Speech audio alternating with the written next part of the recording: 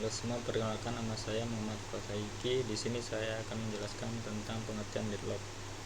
Deadlock adalah situasi di mana dua atau lebih proses atau thread tidak dapat melanjutkan eksekusi mereka karena kesalahan pengelolaan sumber daya yang terjadi pada sistem. Dalam hal ini, salah satu proses menunggu sumber daya yang saat ini digunakan oleh proses lain, dan proses lain juga menunggu sumber daya yang digunakan oleh proses yang pertama.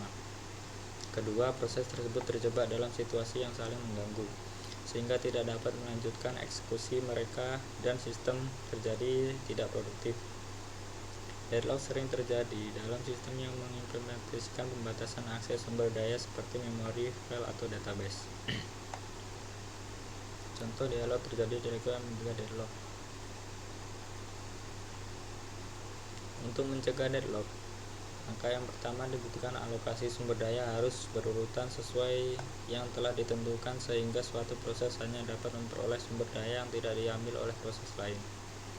Harus ada batas waktu dalam pemegangan sumber daya oleh suatu proses, setelah itu sumber daya akan dilepaskan secara otomatis jika tidak digunakan.